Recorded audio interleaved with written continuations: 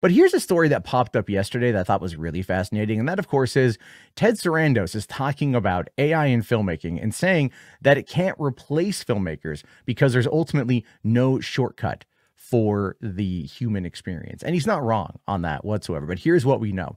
So, like right now, there is an AI revolution that's happening. There's no way to deny it. There's no way to deny that the AI revolution continues to disrupt various industries, Hollywood, Netflix. I mean, we know it, right? So co-CEO Ted Sarandos did weigh in on this technology's potential for what it can do down the road, right? For its impact on filmmaking and storytelling. So in this interview with Rob Lowe, of all people, Sarandos addressed the concerns of AI that could eventually replace human creatives. Sarandos firmly states that his belief is that while AI can be a useful creator's tool, it can't replace the authenticity and the human experience that is required for the truly resonant storytelling.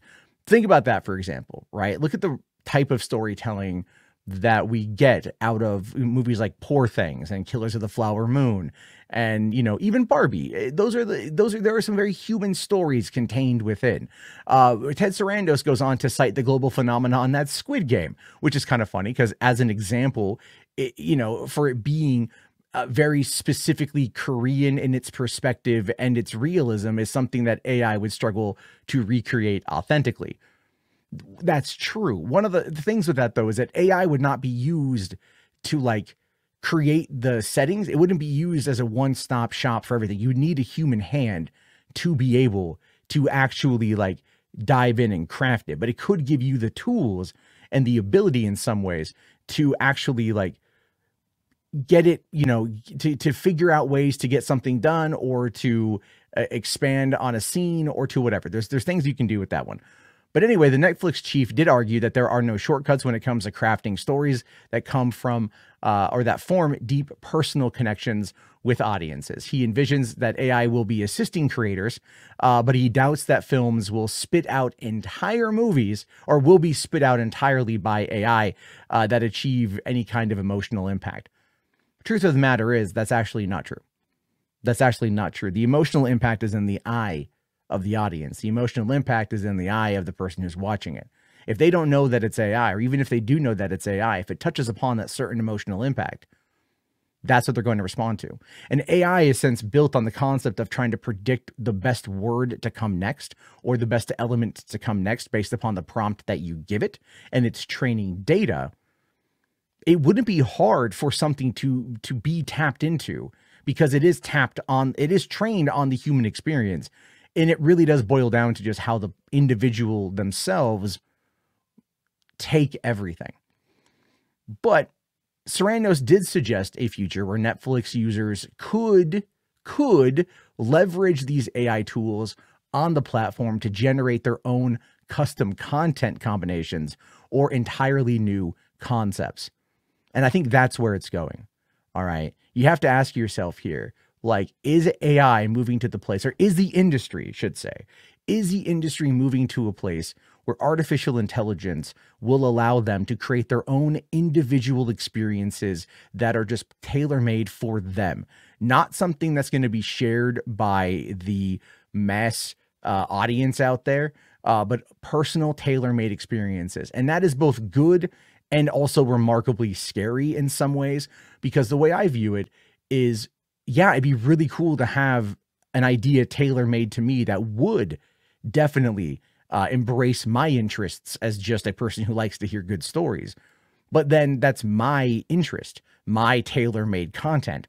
Would other people find that to be interesting? Could we have conversations over that? And the answer to that is no. It would very much delineate the broader, you could argue, water cooler discussions over this kind of stuff. But at the same time, if at the end of the day, the person is getting value out of that content, is that really such a bad thing? Is that really such a terrible thing? And I think that's something a lot of people are going to have to reckon with both those who are pro and against artificial intelligence. But going back to Sarandos, he did question whether or not viewers would embrace AI-generated stories over those from human filmmakers. Sarandos' stance does align with major Hollywood guilds like the WGA and SAG-AFTRA, which fought for stricter AI limitations in the recent contracts, which they didn't really get, to be fair. I mean, sure, they have their fears of human writers being replaced and actors being replaced by AIs, but at the same time, like, they didn't really do much to really kind of like stop it from being a thing. You know what I mean? Like, it was really a lot of much ado about nothing on their end. They played it up, they played the game, they played the part, but they didn't really win out on that stuff, because at the end, the people who cut the checks are the people who are going to be pushing the technology. And especially if you look now at telecom companies getting into film content, getting into media content, streaming content, things like that, their goal is to make as much money as possible for their shareholders. And it doesn't matter how much actors and writers and everybody else doesn't want to go along with all of their plans. At some point, they're not going to have an option to do so, because to push back against it, because they're not the ones that are cutting the paychecks. Right. And it's not to say that the audiences are always going to want to be for all of these kind of things, you know, that they're always going to be for everything put out by an auteur. You know what I mean? Like Killers of the Flower Moon, $200 million movie, right? Didn't gross that back in theaters. You know, it's like, but Scorsese's already going to be getting the budget to go work on another movie. That will eventually run out, but that's only going to work for certain creators that have been around for a long period of time. The new players coming into the game are really, really, really going to have to like work harder. And that might be where AI comes in to benefit them, because they're going to have to put out more content to keep up with the constant churn of subscribers in these particular streaming services, the decline of theaters. It's an issue. It's a real big issue.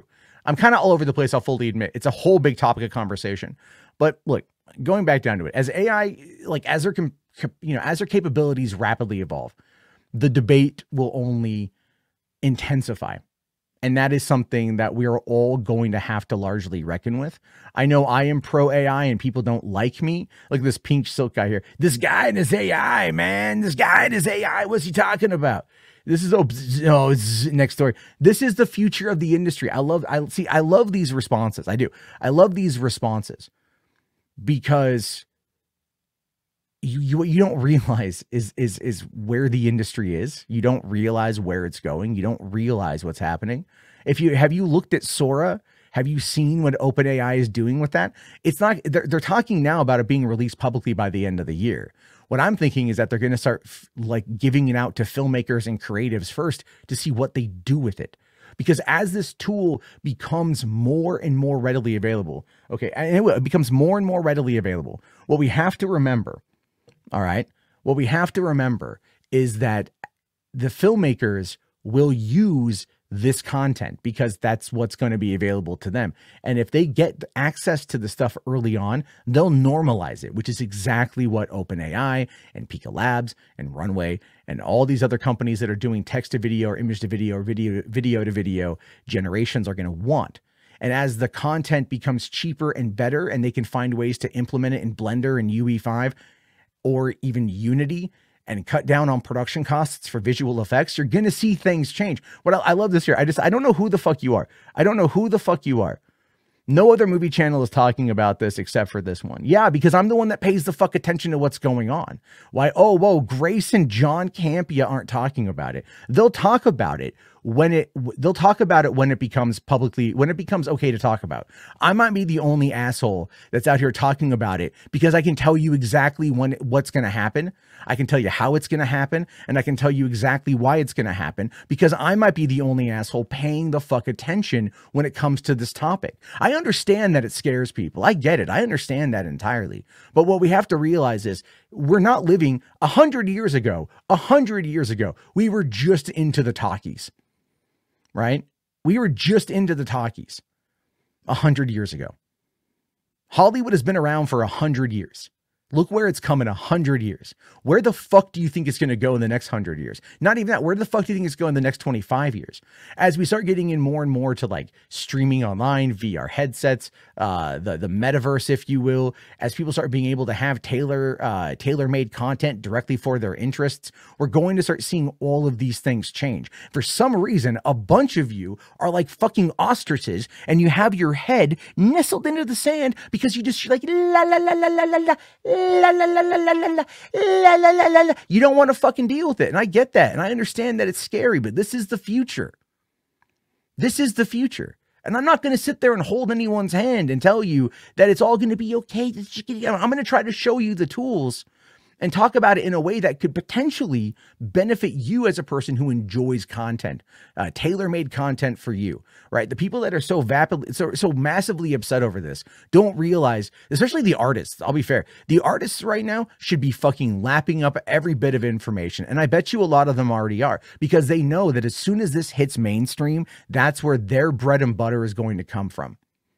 Remember, you won't be replaced by artificial intelligence. You'll be replaced by someone who knows how to use it.